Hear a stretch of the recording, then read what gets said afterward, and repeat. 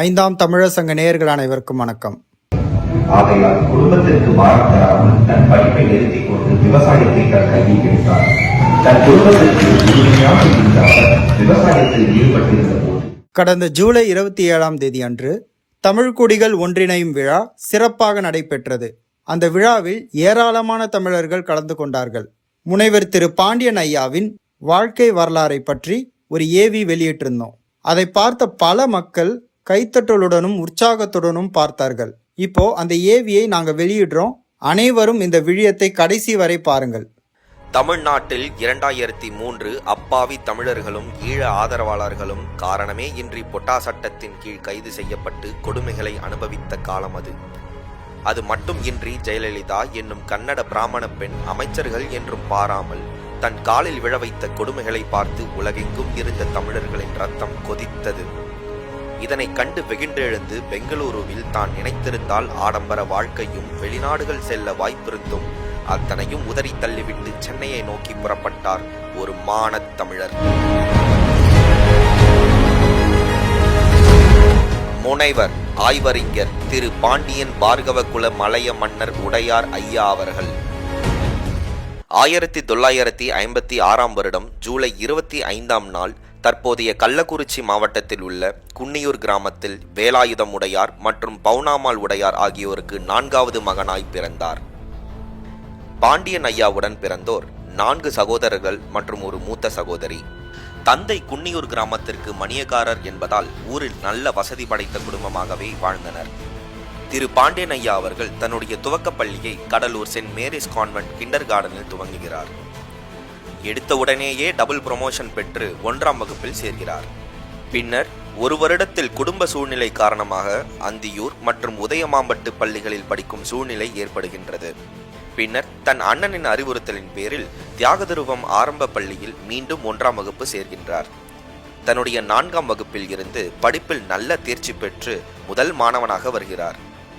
5ஆம் வகுப்பில் தன்னுடைய சக நண்பர்கள் கன்னித்தீவு, சிந்துபாத் போன்ற கதைகளை பற்றி பேசிக் கொண்டிருக்கும் சமயத்தில் திரு பாண்டியன் ஐயா அவர்கள் தன் அண்ணன் வாங்கும் தினமணி பத்திரிகையில் வரும் அப்பல்லோ ராக்கெட்டுகள் பற்றியும் விஞ்ஞான அறிவியல் செய்திகள் பற்றியும் நண்பர்களிடம் ஆர்வமாக பகிர்ந்து கொள்வார். 8ஆம் வகுப்பில் தினமணி ஆசிரியர் AN சிவராமன் எழுதிய அப்பல்லோ 11 புத்தகத்தை ஒரு வார்த்தை விடாமல் படித்து முடித்தார். ஐயாவின் அண்ணன் திரு ராஜமோகன் அவர்கள் பதிவு செய்து வாங்கி கொண்டிருந்த ரீடர்ஸ் டைஜஸ்ட் புத்தகங்களை அனைத்தையும் ஆர்வமுடன் படித்து கற்றார். பின்னர் தன்னுடைய PUC படிப்பை DG வைஷ்ணவா கல்லூரியில் தொடர்கிறார். படித்து கொண்டிருக்கும் பொழுதே TB நோயால் அவதிப்பட்டு கொண்டிருந்த தன் தந்தையை தாம்பரம் சானிட்டோரியம் மருத்துவமனையில் சென்று பார்த்து கொண்டு வந்திருந்தார். திரு பாண்டியன் ஐயாவின் அண்ணன்கள் இருவருக்கும் திருமணம் நடக்கவிருந்த நேரம் அது.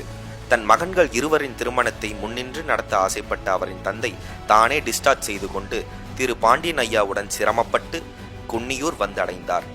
வந்த 2 நாட்களில் தந்தை மரணமடைய மறுபடியும் குன்னியூர் வந்து அடைவதற்குள் தந்தையின் உடலை கூட பார்க்க முடியாமல் போயிற்று. இந்த சோகத்திலும் திரு பாண்டியன் ஐயா அவர்கள் தன்னுடைய படிப்பில் கவனம் குறையாமல் அவருடைய PUCயில் இயற்பியல், கணிதம், வேதியியல் பாடங்களில் டிஸ்டிங்ஷன் எடுத்து தேர்ச்சி அடைந்தார். 1974 நெய்வேலியில் தீவிரமாக நிலக்கரி வெட்டி எடுக்கப்பட்டு கொண்டிருந்த நேரம் அது. அதன் பலன் கடுமையான வறட்சியால் கள்ளக்குறிச்சி மற்றும் அதனை சுற்றி இருந்த விவசாயிகள் சரியான விளைச்சல் இன்றி அவதிப்பட்டனர். திரு பாண்டியன் ஐயா அச்சமயம் சரியாக கல்லூரியில் சேர வேண்டிய நேரம் அது. தந்தையின் இழப்பு, 2 சகோதரர்களின் திருமணம், அதனுடன் கடுமையான வறட்சி காரணங்களால் கல்லூரி சேர்வதற்கு போதிய பணம் புரட்ட முடியவில்லை. ஆகையால் குடும்பத்திற்கு பாரம் தராமல் தன் படிப்பை நிறுத்தி கொண்டு விவசாயத்தை தன் கையில் எடுத்தார். தன் குடும்பத்திற்கு உறுதுணையாக இருந்த அவர் விவசாயத்தில் ஈடுபட்டிருந்த போது அங்கு மக்களிடையே இருந்த ஏற்ற தாழ்வுகளை கண்டு மனம் நொந்தார். இந்த நாட்களில் தன்னுடைய அறிவியல் பசிக்கு தீனியாக இயற்பியல், வேதியியல் புத்தகங்கள் பல வாங்கி தன் அறிவை மெருகேற்றிக் கொண்டே இருந்தார்.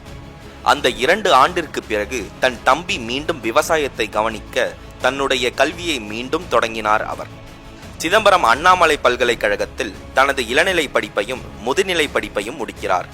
முதுநிலை படிப்பில் இறுதி ஆண்டில் தனது பேராசிரியருடன் தியரி ஆஃப் ரிலேட்டிவிட்டி என்ற கருத்தில் சில வேறுபாடுகள் தோன்றியதாகவும் அதற்காக தன்னை தேர்வில் தேர்ச்சி பெறாதவாறும் இந்த பிராமண பேராசிரியர் அவர்களுக்கே உரிய இந்த குணத்தை காட்டியிருக்கிறார். ஆனால் பின்னர் அந்த மனிதர்தான் இந்த உலக மானுட வரலாற்றின் ஆன்மீக வரலாற்றையும் அறிவியல் கண்டுபிடிப்புகளின் உண்மையையும் தன் தனிப்பெரும் ஆய்வின் மூலம் நிறுவினார்.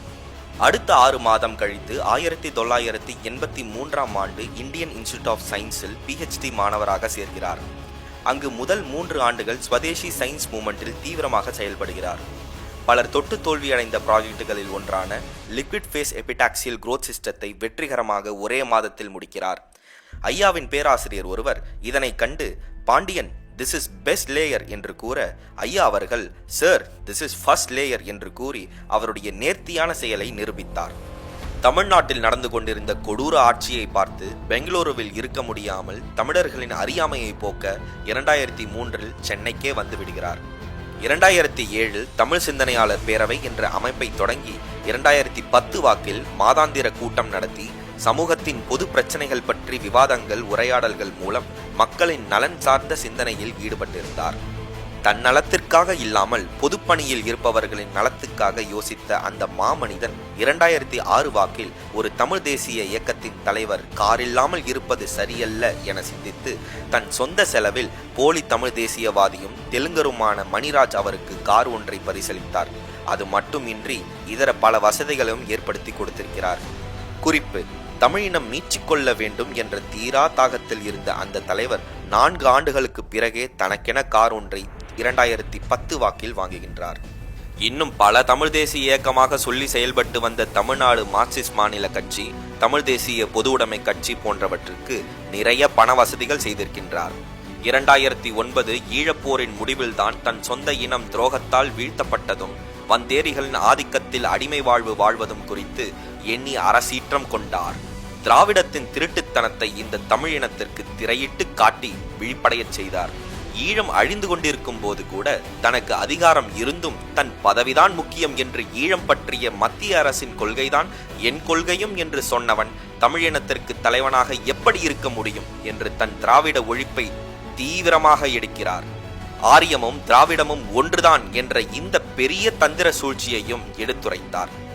இந்த அரசியல் பார்வை ஒரு பக்கம் இருக்கையில் 2008 வாக்கில் தமிழர்களின் உண்மை சமயமான ஆசிவகம் குறித்தான முதல் துவக்கம் பேராசிரியர் திரு க. நெடுஞ்செழியன் மற்றும் சித்தர் ஆதிசங்கரனார் அவர்களால் ஆசிவகத்தை பற்றி சொல்லப்பட்டதாவது, ஆசு கூட்டல் ஈவு கூட்டல் அகம் என்ற கருத்தை உள்வாங்கி தமிழர்களின் சமயத்தையும் அதன் வரலாற்றையும் திரு பாண்டியன் ஐயா அவர்கள் தேடுவதற்கான முதல் மூலமாக அமைந்தது.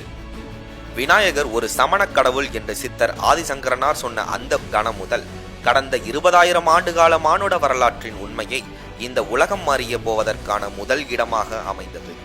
தான் ஆசானாக கருதிய சித்தர் ஆதிசங்கரனாருடன் 1 வார காலம் சமண ஆய்வுக்கான பயணத்தில் தான் ஒரு பெரிய பரிசை பெற்று வந்திருக்கிறேன் என்று குழந்தையைப் போல் அந்த முகம் எண்ணி பேரானந்தம் அடைந்தது. அந்த சமண ஆய்வில் விழுப்புரம் அருகே உள்ள எண்ணாயிரம் என்ற இடத்தில் வெட்ட வெளியில் இருந்த கற்படுக்கைகளை பார்த்து இரவில் விண்ணாராய்ச்சி செய்யப்பட்டது என்ற செய்தியை அறிந்ததும் தீரா வியப்பில் ஆழ்ந்தார்.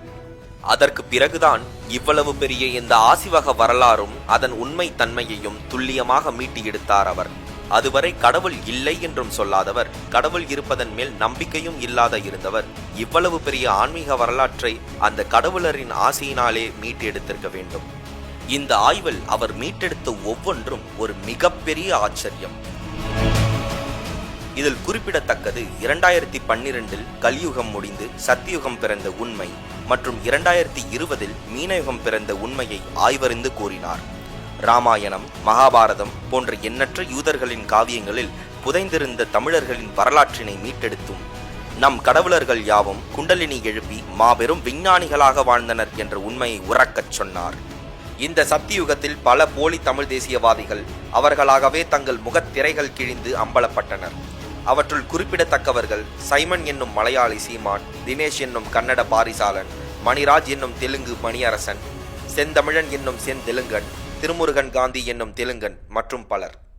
20,000 ஆண்டுகளுக்கு முன் சிவபெருமான் உருவாக்கிய முதலாம் தமிழ்ச் சங்கம், 10,000 ஆண்டுகளுக்கு முன் முருகப்பெருமான் உருவாக்கிய 2ஆம் தமிழ்ச் சங்கம், 3800 ஆண்டுகளுக்கு முன் திருமால் உருவாக்கிய 3ஆம் தமிழ்ச் சங்கம் மற்றும் 1901ஆம் ஆண்டு திரு பாண்டித்துரை தேவரால் துவங்கப்பட்ட 4ஆம் தமிழ்ச் சங்கம். இதனைத் தொடர்ந்து 2020இல் திரு பாண்டியன் ஐயா அவர்களால் 5ஆம் தமிழ்ச் சங்கம் தொடங்கப்பட்டது.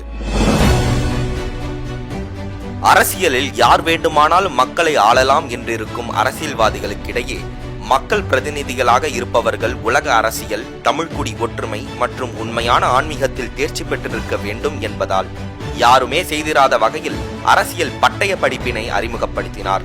சமரசமற்ற தமிழ் தேசியத்திற்காக 5ஆம் யுக கட்சியை தொடங்கி வெற்றி பாதையில் தமிழர்களை வழிநடத்தி கொண்டிருக்கிறார். அம்மாபெரும் மாமனிதரின் இத்தகைய அர்ப்பணிப்பிற்கு நாம் அனைவரும் வணக்கம் செய்வோம். தமிழ்குடி ஒற்றுமை காப்போம். வெற்றிவேல், வீரவேல். வந்தாயையா வந்தாயையா வாழ்வை மீண்டும் தந்தாயையா வந்தாயையா வந்தாயையா வாழ்வை மீண்டும் தந்தாயையா. சத்தியயுக அறிவு தந்த தமிழர்களின் கட்சி இது 5ஆம் யுக கட்சி. 5ஆம் தமிழர் சங்கம் மக்கள் நீங்கள் தரக்கூடிய நிதி உதவியால் தான் இயங்கிட்டு இருக்கு. உங்களால் முடிந்த அளவு நிதியுதவி தர விரும்புவோர் திரையில் காட்டப்பட்ட இந்த ஜிபே எண்ணுக்கு அல்லது இந்த அக்கௌண்ட் நம்பருக்கு நிதி உதவி அளிக்கலாம். நன்றி, வணக்கம்.